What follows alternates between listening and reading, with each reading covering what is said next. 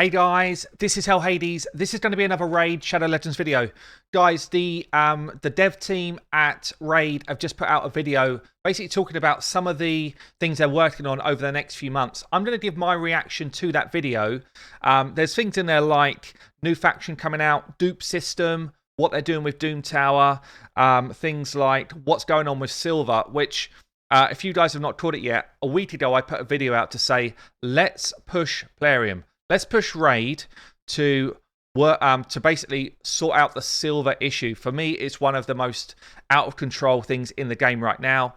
I'm a proper endgame player and I'm always running out of silver, even though I can farm all the stuff in the game. So for people that are kind of lower down in the game, it must be an absolute tragedy to try and get your champions geared up.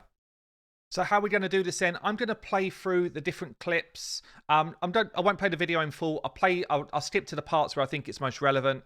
I'll listen to what she's got to say, and then I'll give my reaction and hopefully give them some words of advice, steering them in the right direction. If you want to watch this video in full, I will link it below, but it's on the main Raid Shadow Legends YouTube page. Let's do this. Hey everyone, welcome to our very first Raid Q&A video. Thanks, a Cirilla. short video covering things we've been working on, telling you a little bit about our plans and answering some of your most frequently asked questions. So let's get into those. The first one, will the requirement to get Lydia change when you add the new faction? Short answer, most probably yes, but there is no reason to panic. Some of you may already know that our next new faction will be based on a lot of Eastern Asian influences. And like all other factions, they're gonna have their own crypt in faction wars, eventually. We'll be gradually adding new champions to the faction over time, so we won't actually open a crypt for them until we've added enough champions to make it completable.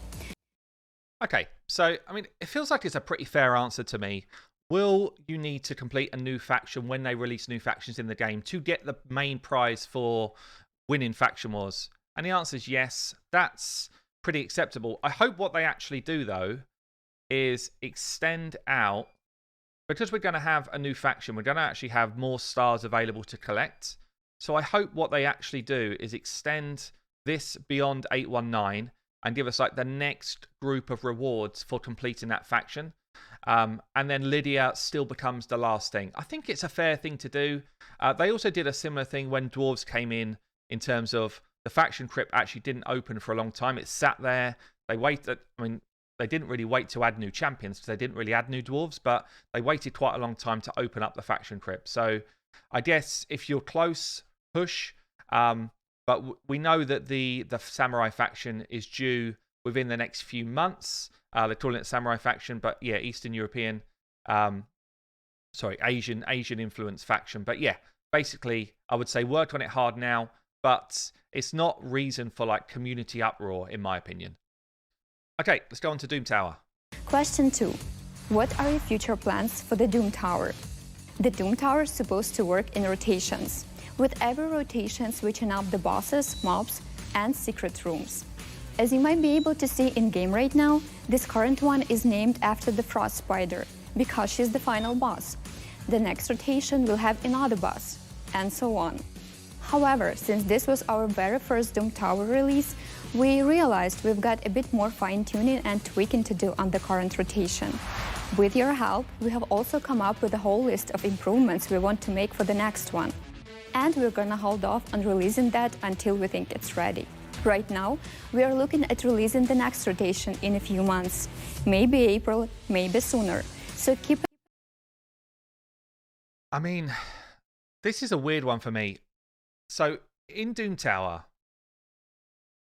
I can't see how it's difficult to change the rotation month after month. I get you might want to fine-tune your bosses. I get that.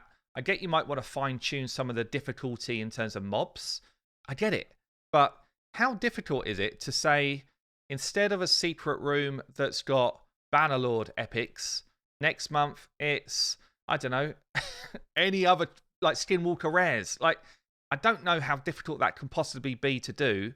It's literally one guy sitting there for a few hours a day, or not even a day, a few hours in one day to find out what these new levels should be. It seems very poor preparation to me. It just feels like if they're not going to launch a new rotation for a few months, then that just seems bizarre to me. like I say, I get that it takes time to fine tune bosses and make sure that they're at the level they want them to be. Fine, happy with that. The other thing is, I thought a few months we might be getting a new rotation of bosses, not just a new rotation of the Doom Tower. Like, maybe I've misinterpreted what she's saying. Maybe that's lost in translation on me, and maybe that's what she means. In a few months, we'll get 4 new bosses to fight. I hope so, because that would keep Doom Tower really fresh for a long period of time.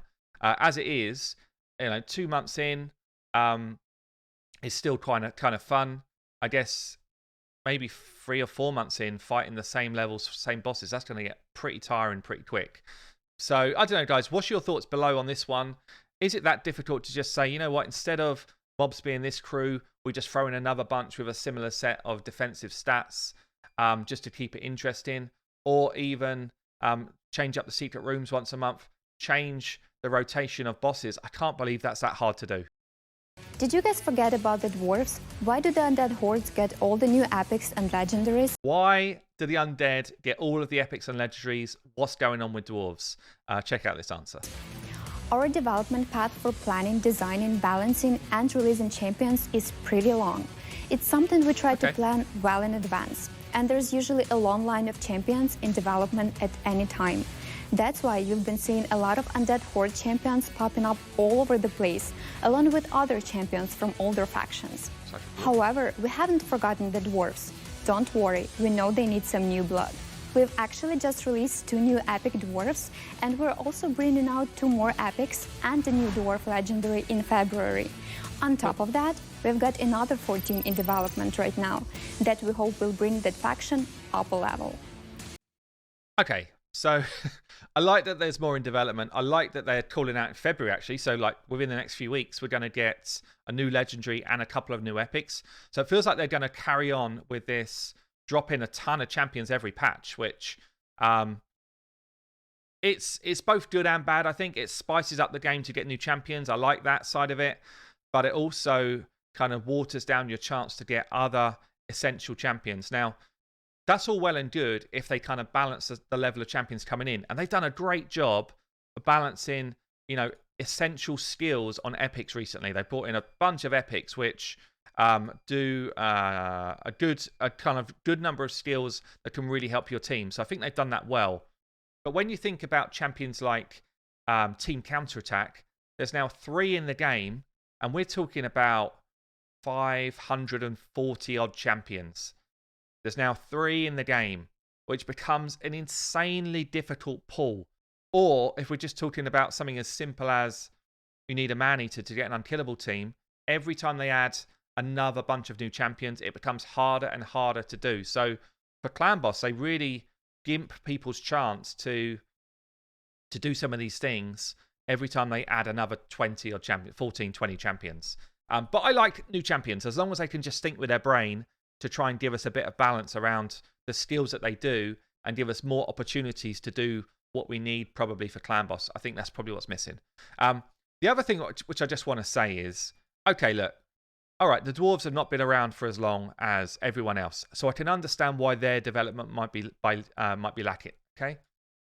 But you've got 57 champions in the Undead, 42 in the Dark Elves.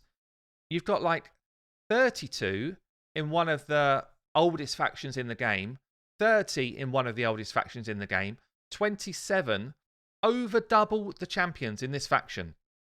Don't tell me it's because you have to plan over a long period of time. It's just barefaced lying, right? Now, what it is there's loads of cool designs, and they're like, oh, that fits the Undead best. That's all it can be, surely. It cannot be. Don't tell me that this guy couldn't have been a demon spawn. You can't tell me that. It looks more like a demon spawn. I just don't get it. I don't get the thinking of it. I don't get the excuse of it. It makes no sense to me at all that we've got 57 undead and then slim pickings in like 1, 2, 3, 4, 5, 6, 7 other factions. It makes no sense.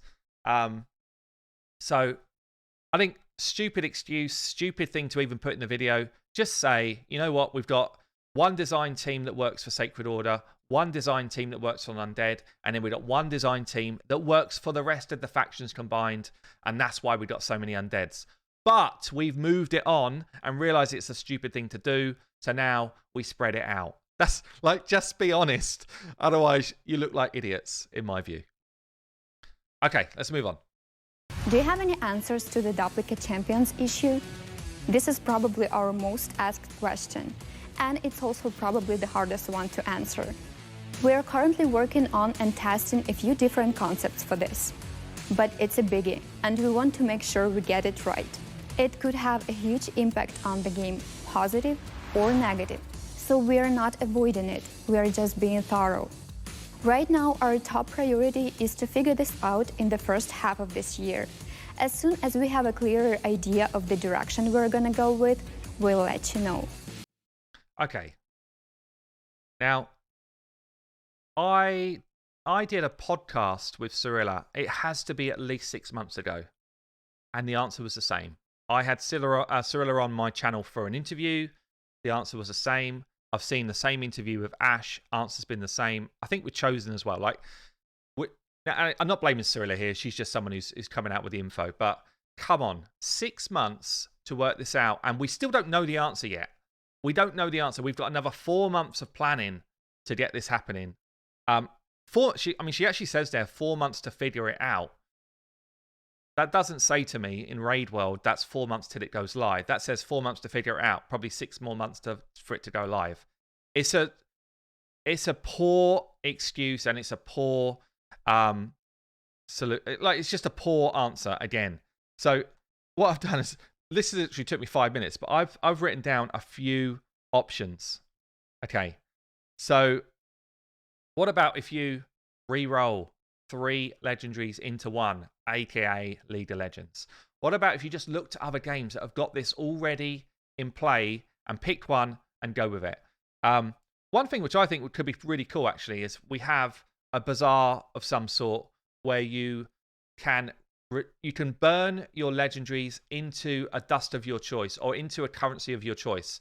So you have a bazaar very similar to the arena bazaar. I don't think this is hard to implement, guys. Have a bazaar, but instead of this being you spend gold bars to get this, it's actually you redeem legendaries and you receive this type of currency. So it might be a legendary gives you 400 energy, and it gives you I don't know, 1 million silver, and it gives you I don't know what it is, like one of these accessories. You know, there's a whole bunch of stuff you could do, but your legendary goes into that currency, or your epic does the same thing, but it's just a watered down version of the same number. You know, it might be that your legendary can give you champion fragments towards some of the ones that you didn't get. It might be that your legendary champion can become 3 rank 5 chickens. It might be that it can become 1 legendary skill tome or 2 epic skill tomes. I don't know. It feels easy, and it feels like we've already got the system here. Literally, it could be copy paste this page, but add all of the other champion fragments in, copy paste it, and then just work out how much currency is a legendary champion worth. I don't think it's difficult, guys. Have gems down here as well as another one of the currencies. I don't think it's difficult to do. And I think this system would please a lot of people. Maybe instead of the shards in here, you have like a guaranteed... maybe a legendary becomes a guaranteed non-dupe epic. Maybe 3 legendaries becomes, or 5 maybe even becomes a non-dupe legendary. Or 3 becomes a non-dupe legendary. 5 becomes a non-dupe void. Maybe. Like, is it difficult? I don't know that this is that difficult to do. But at the moment, another 4 months to figure it out. It's not really good enough, is it? It's not really good enough. And last question. Gearing champions is hard and takes a lot of silver. Do you have any plans to fix that? We do. We're currently testing 3-4 different ideas to reduce the overall silver demands. And we'll let you know once we figure out the best way to deal with it. We're also looking to make re-gearing new champions a little easier to manage. We're currently working on an armory feature that lets you preview a new selected artifact set and compare it with the champion's currently equipped artifacts. This will show you exactly how your builds stack up and help you decide whether to keep or swap out your artifacts for new ones. Okay, so firstly, for all those people that asked, no, I have not sold the optimizer concept to Raid. That's not what they're doing. They're doing their own version. Fine, cool. So basically what they're doing is they're working on a version where you preview your champion before you equip. It's in a ton of games. It's a really simple thing to do, and it's the right thing to do. So instead of having to change every piece, they do it in Dragon Champions now. Play Dragon Champions. Basically, you fiddle around, you put your gear on, and eventually it will say, is this your final build? Yes, and then you'll get your silver cost, rather than for every single move that you do. It's a much better system. It's definitely what they should do. So that's cool. That's a good implement. But let's just think about this for a second here. Some simple fixes for me would be, not simple fixes, but fixes. Have two builds. Let someone have an arena build and a standard build. Or just two builds. Like World of Warcraft, I played it. I had a PvP build and a raid build. Yeah, so I could press a button, I flick between the two. That champion ultimately is owning two sets of gear. So that means you're going to need more gear. It's not ideal, but at least if you've got a super strong champion like an Arbiter, or you've got only one legendary and you want to use him everywhere, it might be that you need to use him in different ways. Ignatius is a really good example. If I want to use Ignatius for Spider, then I have a completely different build than if I want to use him in the arena. So having like dual builds, I think would be awesome. Having other ways to get silver. So right now, I think stuff like Arena, where we're doing our battles on a daily basis, everyone does this daily. Yeah, I know we get a currency out of it, which is for the Great Hall.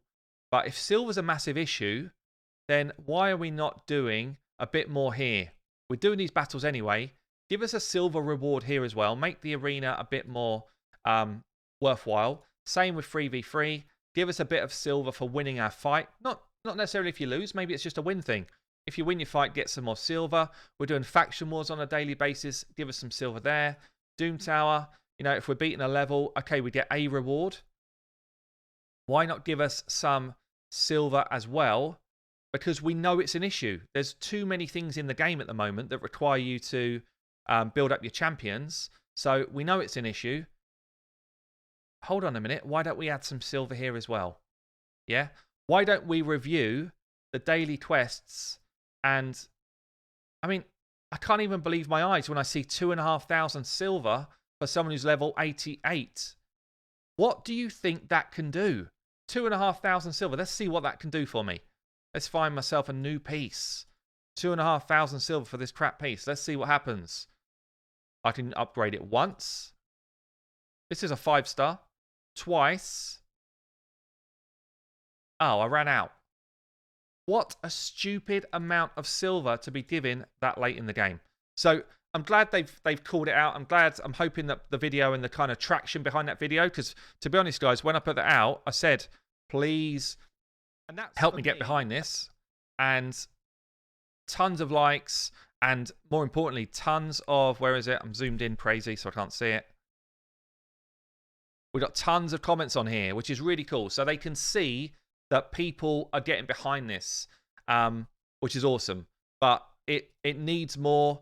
Currently, they're thinking of a solution. We give them the solutions, guys. We've given it to them. Let's get it in there. And obviously, a free removal day, like most of these games have, 1 or 2 days a month would help massively. Just so you can say, you know what, I'm going to do a big read here, and it's going to be Monday, and that's when I'm going to use my free day for the month to change as many people as I can. So guys, it's probably gone on longer than I thought it would, but actually I think it's good to give some context and views around this type of video. Let me know yours in a comment below. I've been Hell Hades. I'll see you later.